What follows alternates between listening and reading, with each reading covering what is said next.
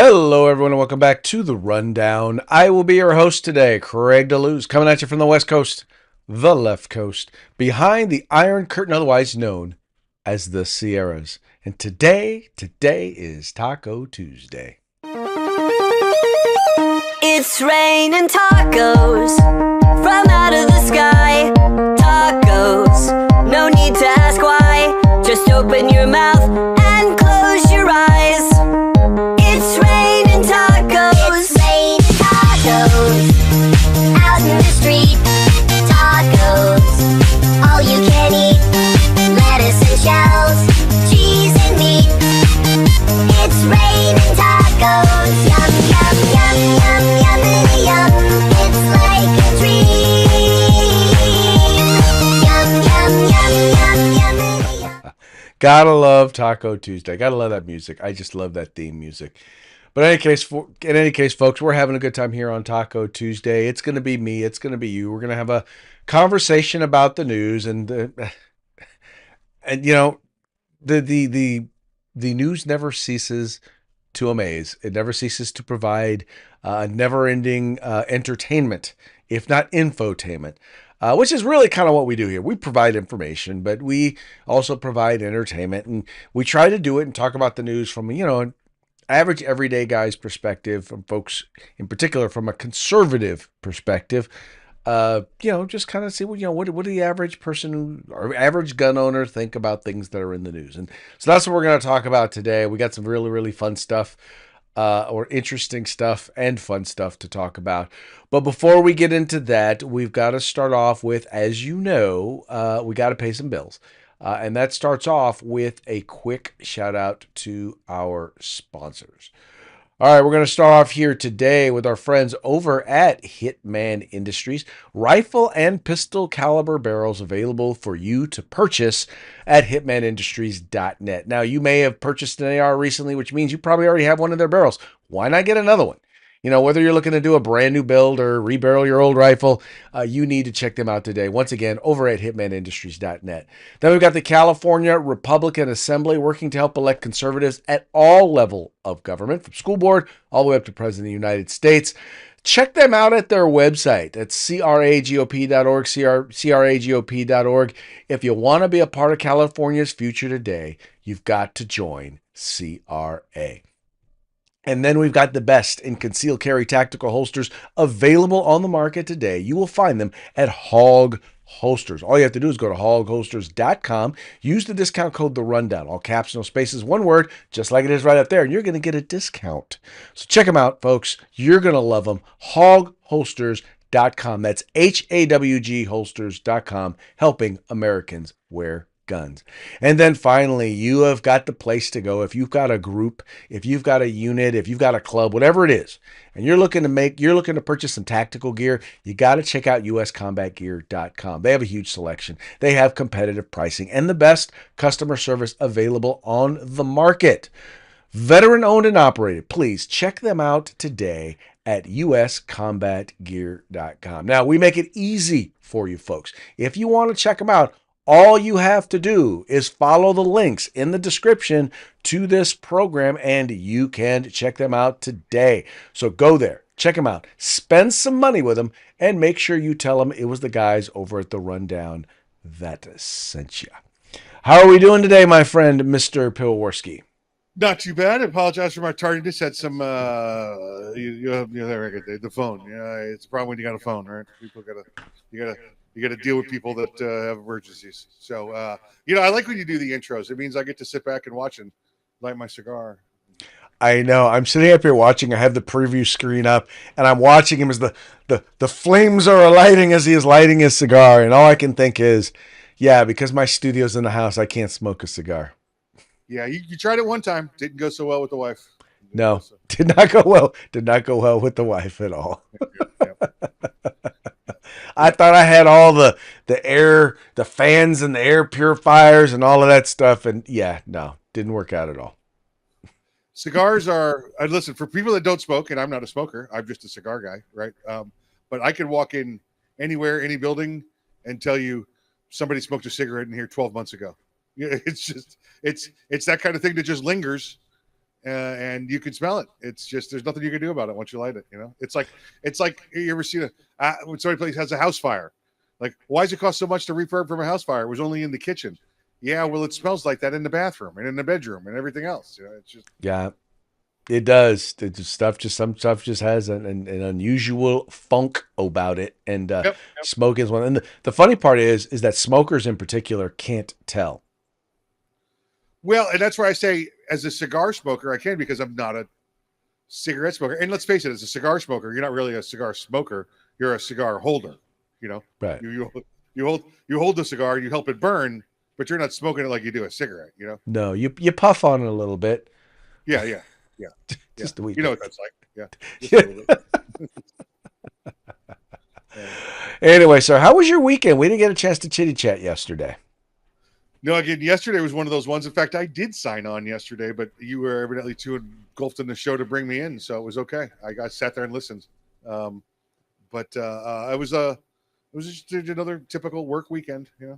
Yeah, it was funny. I realized because you said you were probably going to be late, and I was like, okay, I got everything going, and then I'm like halfway through the show, and I'm like thinking, okay, well, I guess Mike's not going to make it. And then I realized, I didn't open up the thing for him to be able to log in. So yeah, it happens. Tell you what, guys. Call you during the show. Let's get more folks watching. Let's get more sponsors, kicking in a little more cash, and then we can afford to have somebody actually produce the show externally. Oh, listen, and this yesterday was one of those.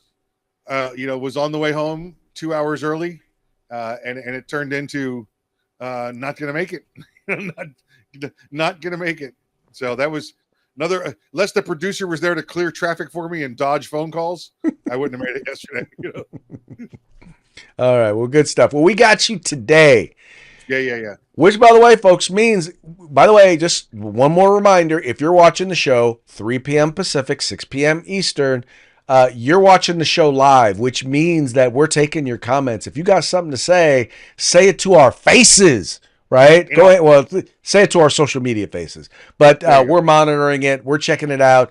If we like what you have to say, we don't have to even like it. We just have to find it interesting. We'll go ahead and we'll share it with the rest of our audience. So do that. Go ahead. Check it out. Give us a comment. Let us know. Give us a shout out. From wherever you're watching it, and we will share it. Just know that we don't care if you agree with us, but do know that if we disagree with you, we do reserve the right to mock you. Yeah, we will mock you. That's for darn sure. Yeah, that is kind of the modus operandi. That's how we roll right there. And we have the gun foodie, Mr. Patrick Collins, is tuning in. He says, good evening, gents. He says, thank you, Mike, again. Yeah, good people. I saw Patrick again last weekend at the retirement party for Mr. Jerry Henry from 2A, GA2A, Georgia. It's the old Georgia Carry. Oh, very nice. Very nice. I feel kind of bad that I missed that party. It was pretty good. Pretty good. I got to spend the day with Mr. Collins there from the Gun Foodie. So please, if you need some ammunition, you just want you want to be able to go to the guy and go, hey man, I need some 44 special. You got anything? You'd be like, yeah, all right, where you at? Okay, I'm over here. I'll set you up, bro. Venmo me or whatever, and boom, you get ammo in the mail. He can make it happen. Dude, I'm telling you, once again, customer service. You will not find better customer service from someone who you are purchasing ammo from than Patrick Collins and the folks over at the Gun Food. Just Google them or go to, I'm pretty sure it's thegunfood.com, right? Believe so. I usually just call Patrick. That's it. Well, they don't know Patrick yet. I'm not about to hand out his phone number. You know what we need to do? Let's hand out his cell number. There you go. We need to put his logo down here at the bottom. We need to maybe there you go. Maybe that's the thing. Patrick, I know you're watching, Patrick. Feel free to go ahead and let us know what's up. We need to slide one of them late payers off the screen and bring old Gun Food in. See, now he ain't commenting. That's okay. That's okay, Patrick. We'll hook it up. All right, let's go ahead and get into today's program. I don't know if it's a season or something, but there was another shooting that took place out in this time in New York City. As you recall, we talked about it a little bit. Well, I don't know that we did I don't know that we did talk about the shooting that took place in Reno, like at the hotel where my wife was staying, like 3 days after she left. She was there for a work convention. But in any case, there was a shooting there in New York. Well, let's just say CNN got it epically wrong. I mean, in their push to be both first and racist, or the first racist, they declared that the shooter was, well, let's just say he was, they said he might be white. Here it goes. Let me pull up, let me let you all listen to it. At any given time. All right. So, Brian, stay with us. The former deputy director of the FBI, Andy McCabe, is with us as well. And Andy, I just want to ask you, you talk about a 44-story building, as Brian is reporting. And what John Miller just said, there were a few things that really stood out there.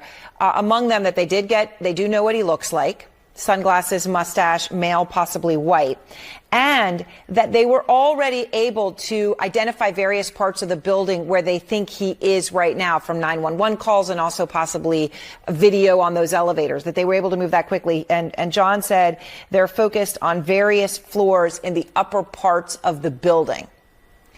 Now we don't know his status right now, if that's going to end up being where he is, but they have moved incredibly quickly. They really have. And, you know, let's be honest, this is the largest, best trained, best. All right. Now, this is the video from the outside the lobby. The image that they had, the first image to come out of the individual who was involved. Now, Mike, I don't know. Maybe I'm racially profiling, but dude does not look remotely white to me. No, no, not at all. I mean, he might be. Listen, he might. I have no idea. I'm just saying, at first appearance, if you're asking me for my expert description, I'm going to tell you it's a male, afro haircut, and he's either black or light skinned, black. It was funny. Go, Craig.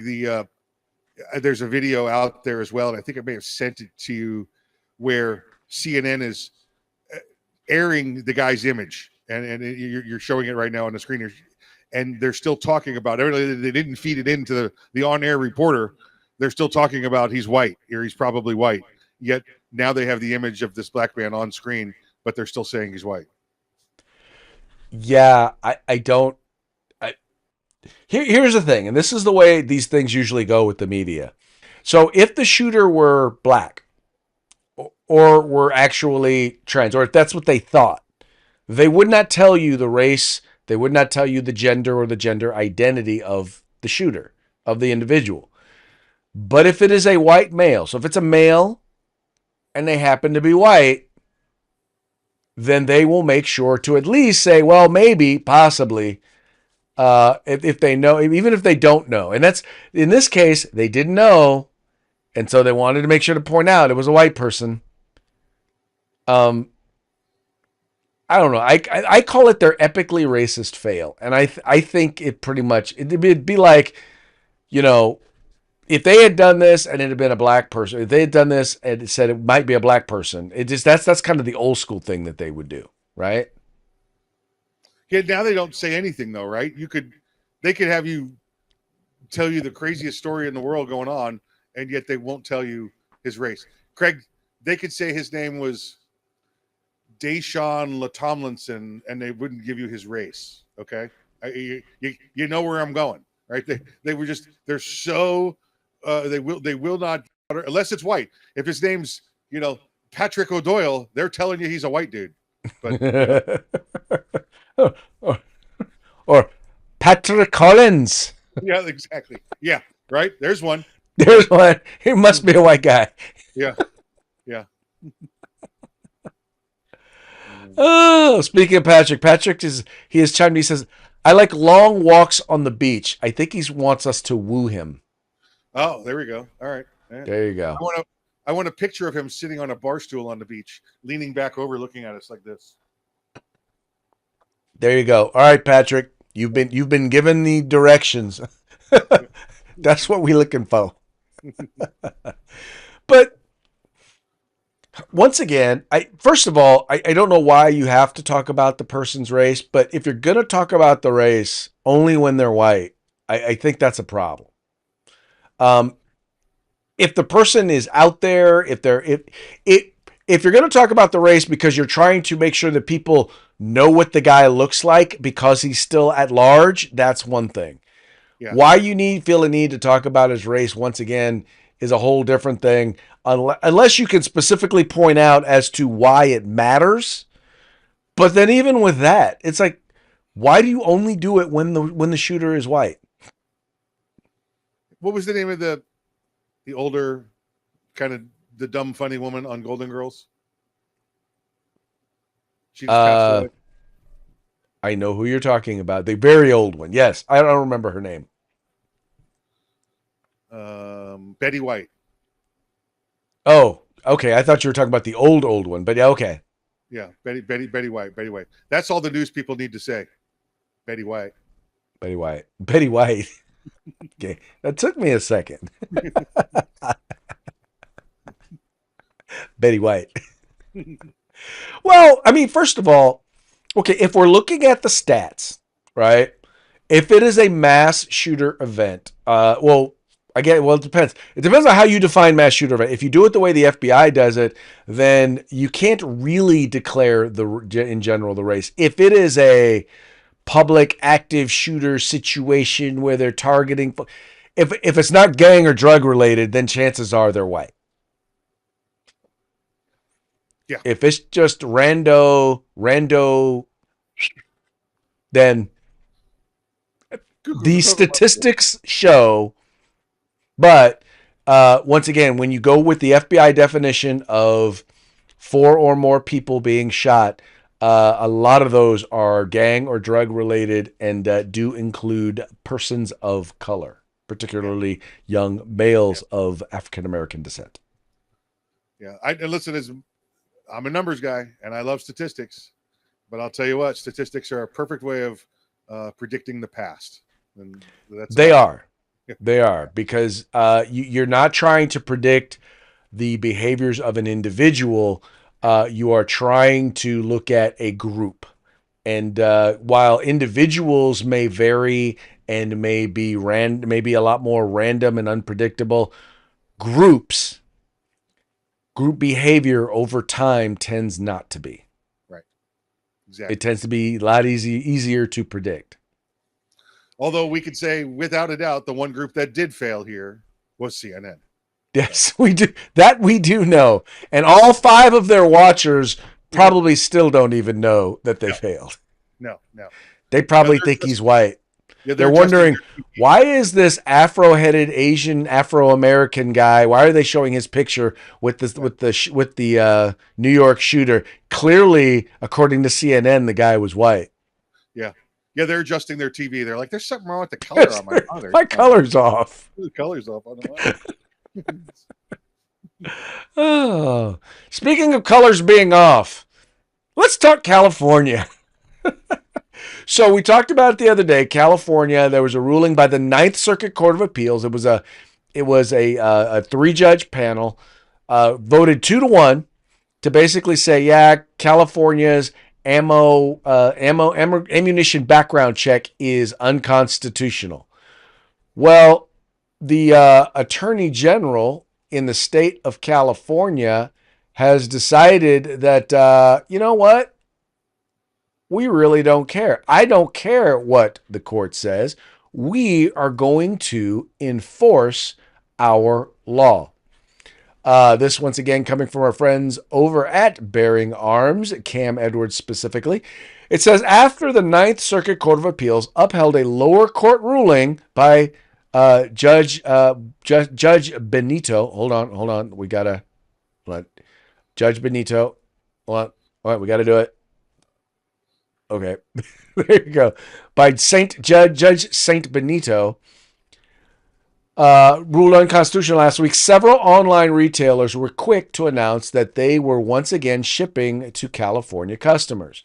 California Rifle and Pistol Association head and Second Amendment attorney Chuck Michel, who has spearheaded the litigation against the background check scheme, was quick to point out that while the Ninth Circuit panel agreed with U.S. District Court Judge St. Roger T. Benitez, doing the sign, that the law violates the Second Amendment, it had not yet issued an order halting enforcement of the statute. Of these companies and their customers were jumping the gun, no pun intended, by resuming online sales to California residents. Now, California Attorney General Bonta has officially weighed in, and just as Chuck Michel suspected, the anti-gun AG is committed to enforcing the law until the Ninth Circuit specifically tells him otherwise. So, this once again coming from who is this? Matt Caribio, whatever his name is. Once again, he has a letter here from the Department of Justice basically saying, yeah, no, don't y'all do it. It says here, as Bonta notes, there are several procedural steps that have to happen before the panel's opinion and permanent injunction can take effect, including the Ninth Circuit issuing an order rendering its decision final and remanding the case back to Judge Benitez. Bonta himself can also appeal the panel's decision either to an en banc panel of the Ninth Circuit judges, which is exactly what he's going to do, or to the Supreme Court, and he can, and most likely certainly will, seek a stay of the injunction while the case is pending appeal. Now, what's interesting about this is, and I guess they're saying this because it's an en banc, maybe because it's a appeals decision, because remember when Judge Benitez made the ruling, for example, on magazines, he issued the injunction like right away, and bam, we were buying. We had a whole week where we were buying magazines. It was called Freedom Week in California. But I guess in this case, they're going to give them an opportunity or a period of time. Normally what they do is they'll issue the stay right away, and then bam, they'll come right back with the in this case, the defendant will come right back with requesting an injunction, this stay on the decision. But in this particular case, it sounds like they're just going to allow the law to stay in place. Greg, I like this. I like what Bonta's doing out there. I like the precedent this sets. Anytime now in the future, I want the California government and Attorney General Bonta to understand. Anytime the federal government and Donald Trump's administration come out there and try to enforce something, and you get a California judge to say no, well, it don't mean nothing. Don't mean nothing. Just gonna ignore it. Just ignore it. Those judges in California, they don't mean nothing. They don't mean a thing, because clearly, if your own court, if your own appellate court, if you don't trust, if you're not going to trust the courts, listen to the courts, then there's no reason why the president should listen to the courts. Same court, why not? Yep, same court. Yeah. So if you get to ignore it, so does the president. Yes, sir. Yes, sir. I don't disagree with that assessment one little bit. Yep. Not even a wee bit. Just nope, not at all. Anyway, so this next one is a pretty big bombshell. And I don't know, Mike, do they have Kaiser out there in Florida? Kaiser Healthcare? No. Okay, so I think they're primarily a West Coast, if not a California specific healthcare provider, but they're a big time healthcare provider in the state of California. And they have officially noted a change in policy. Basically, their policy, they are no longer going to be providing what they refer to as gender transition surgeries. I call them sex trait modification surgeries because you can't change your gender. Anyway, this is a story here coming from the Washington Stand. Kaiser Permanente hospitals will pause surgical treatments for patients ages under the age of 19 effective August 29th, the Oakland, California-based healthcare giant announced last week, citing significant risks being created for health systems. by an evolving legal and regulatory environment. The surgical pause applies to all Kaiser locations nationwide, but the hospital chain will continue to provide gender transition hormones and therapy support. Yet, even this modest concession drew stiff criticism from transgender ideologues. News of Kaiser's policy change was broken by the right-wing activist known as Billboard Chris, who obtained an internal email sent by Kaiser Permanente CEO Greg Adams. Kaiser Permanente later confirmed the decision in a statement to the Washington Times. Quote, as the legal and regulatory environment for gender affirming care continues to evolve, we must carefully consider the significant risks being created for health systems, clinicians, and patients under the age of 19 seeking this care, Kaiser explained. This framing will be revisited below. For now, simply note that Kaiser uses the word care to describe the surgical removal of healthy breasts and, more rarely, surgical removal of healthy sexual organs resulting in permanent sterility. Now, interesting thing once again here, Mike, is they're saying it's because of the legal environment. Part of that is because they know that the federal government, the Trump administration, will be coming after them. But the interesting thing is that they're keeping the use of the drugs, which we know have deleterious effects on people in general, on those who use them in general, the cross sex hormones.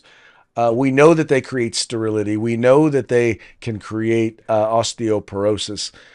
We know that they can permanently stunt growth. There's tons of things that are bad about these things, but yet they're still providing those. They're just not doing the surgeries.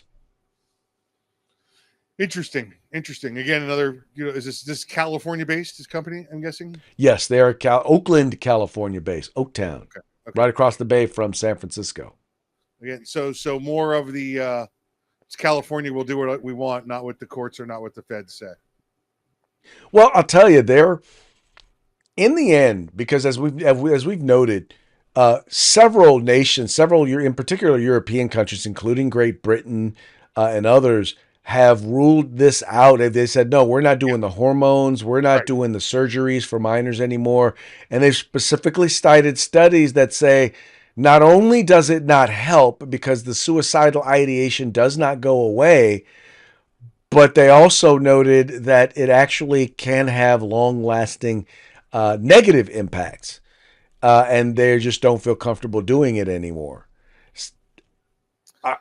Yeah, absolutely agreed. And yeah, I don't know where we get off thinking that I could take a life-altering, changing medicine for a short period of time and then just stop taking it and everything's going to go back to normal. No, it's already made changes in your body. And yes, you may start producing certain hormones again, but you've already got the other ones artificially in you now. Listen, I'm not a anti-vaxxer by any means or an anti-medication, but I am a believer that we shouldn't be taking them unless they're, life-saving. And every time you see one of these commercials on TV, Craig, oh, this going on with you? Take this medicine. And then it lists the possible side effects and it's 12 pages long. And you're like, dude, all I was trying to do was get to sleep a little bit earlier. And now I crap my pants at work every day. It's just one of those, it's not worth it. It's not worth it. I'll take the hit. I'll sleep 1 hour less. I'm sorry. Yeah, I'll tell you, I just think that there is so much in terms of politics around these decisions that have little to do with actual health care for children. Yeah. The so far the studies that have been done don't lie. There were no studies before, folks, just in case you were wondering. Doing this stuff, providing these medications and doing these surgeries on minors is a relatively new thing. And as it's new, guess what that also means it is? It means it's experimental, meaning we don't know what the long-term effects are going to be.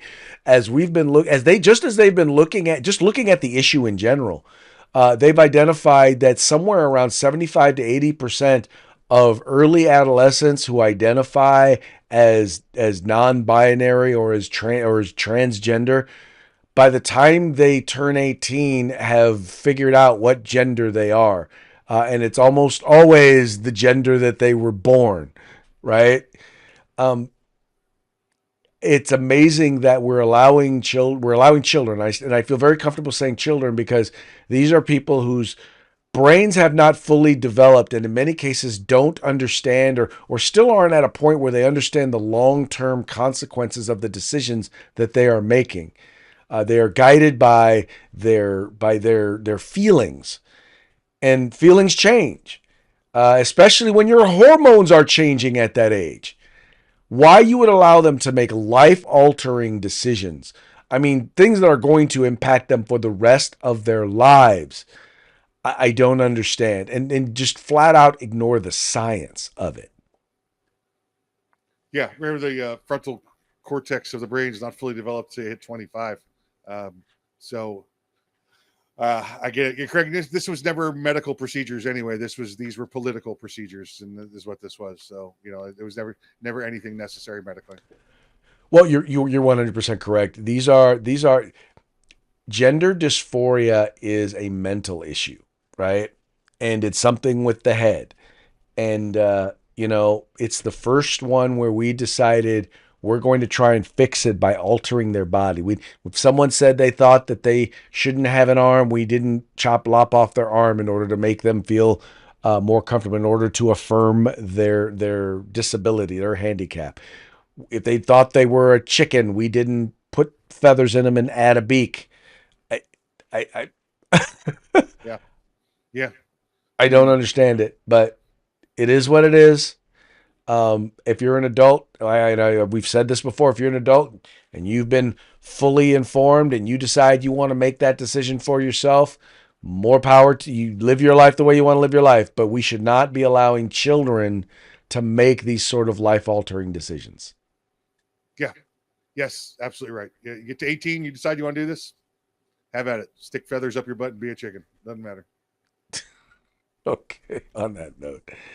Oh, that then takes us to our next one. Once again, another judge. Basically, this is a judge who is defying the Supreme Court of the United States. Because as I understand it, this particular judge, this is not a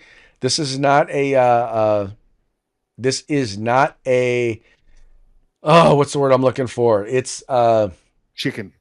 not a chicken. Chicken is not the word I'm looking for. This is not a class action lawsuit as I know it to be yet. Right. But Judge Idira Talwani expands order, mandates Medicaid funding for all Planned Parenthood clinics. A federal judge Monday completely blocked a provision of the big, beautiful bill defunding abortion giant Planned Parenthood of taxpayer dollars through Medicaid. U.S. District Judge Indari Talwani said a President Obama appointee, big surprise, granted a preliminary injunction blocking the provision and essentially mandating Medicaid funding for all Planned Parenthood clinics as litigation continues.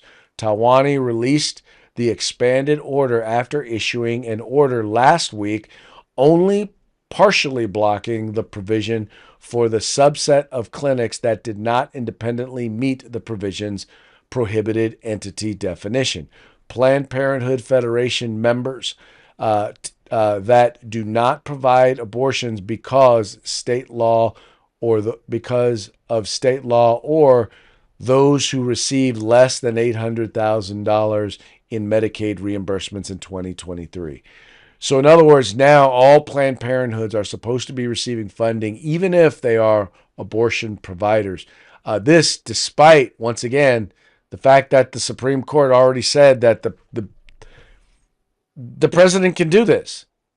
The Supreme Court said that he has the right and the ability to do this. Why does this judge think she has the ability to just say, no, they don't?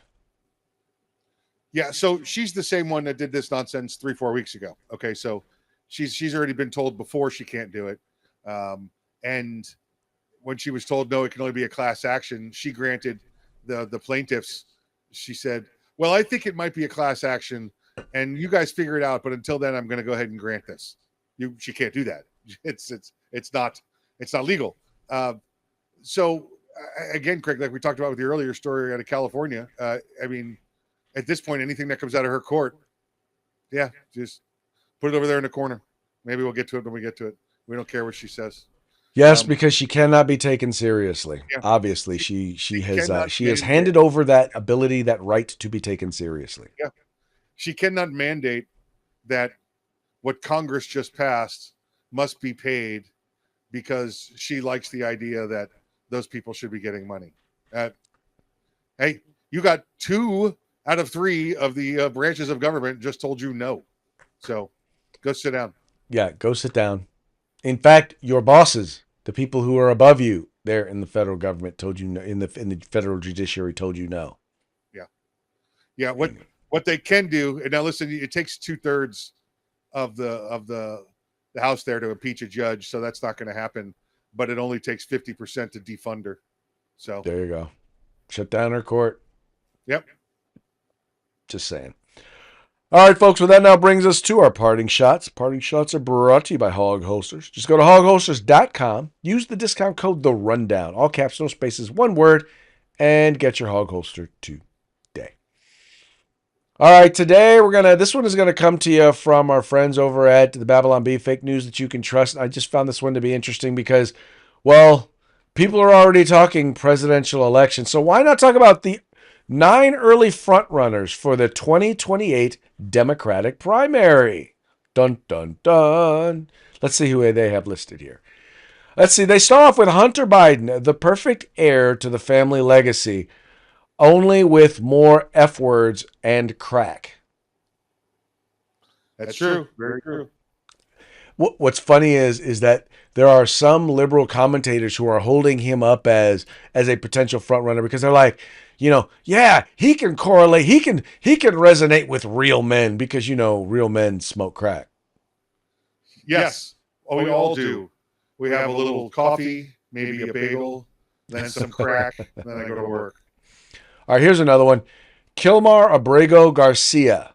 And they say because few candidates have been able to build as much support among Democratic base as this wife-beating illegal immigrant. Yeah, I saw his slogan. It's the well-traveled Maryland man. The well-traveled Maryland man. I like that. The one bronze statue of the sassy black woman in Times Square, still smarter than Kamala Harris. Oh, yeah, listen, the gum stuck to the statue, still smarter than her. Okay, here we go. Angel Reese. The party could use someone with her track record of beating popular white people. Yeah, sure, yeah. Let's get the reps in there to be the monitors for the election. Oh, okay. Here we go. Vladimir Zelensky. He has valuable experience in running a country and costing American taxpayers hundreds of millions of dollars. Yeah, it does qualify him to be a Democrat. Listen, if we put him in there, he'd still spend less than Biden spent. So true. Luigi Mangione. Insiders say he would be a killer candidate. Yeah, I think I got that backwards. That means they meant to say candidate killer. Candidate. Oh, okay. Ooh, ouch. Okay. Stephen Colbert. Word has it, his schedule's wide open. $40 to $50 million a year they were losing on that program because CBS and the left wanted to keep that propaganda operation going on. Crazy. Here we go. Elmo, the Democratic Party has a strong history of success when it comes to nominating puppets for president. Elmo wouldn't have used an auto pen. Yeah. Plus, Elmo's a Nazi now, isn't he? Elmo hates Jews, which makes him the perfect Democrat. That's right. Yeah. He's definitely anti-Jewish now. And then finally, Joe Biden's auto pen. It ran the country before. It can do it again. Yeah, true. Very true. Look, that's a slogan right there, man. Joe Biden's auto pen. It ran the country before. It can do it again. There you go. No, it works. That's all you need. It'll answer as many questions as Joe Biden did and hold as many press conferences. Yeah. Come on, Jack. You want to go out? I'll take you out back right now. Mm-hmm. Although we'd have to get used to the idea that everything would be signed now in black ink. Oh, instead of it disappearing ink, invisible ink. Instead of disappearing ink. All right, folks. So that brings us to the end of the program for today. But before we go, how about we give one more quick shout out to our sponsors? Yep, Hitman Industries, hitmanindustries.net. You want to get yourself an AR barrel, get on over there, visit these guys and girls. They got rifle caliber, pistol caliber, any length you desire. That's hitmanindustries.net. California Republican Assembly, fighting a good fight behind enemy lines. Now you can take part in California's future today. And if you want the best in field gear, tactical gear, web gear, law enforcement, security, fire, EMS, whatever it may be, get your group together, get your agency together, place an order at uscombatgear.com, where you get everything except the gun. That's right, folks. Once again, please take a moment, visit our sponsors. All you have to do is follow the links in the description to this program. Go to their website, spend some money with them, and make sure you tell them it was the guys over at The Rundown that sent you. And with that, we're going to call it a day. We will be back tomorrow on Hump Day. Till then, y'all have fun, stay safe, and we will see you mañana.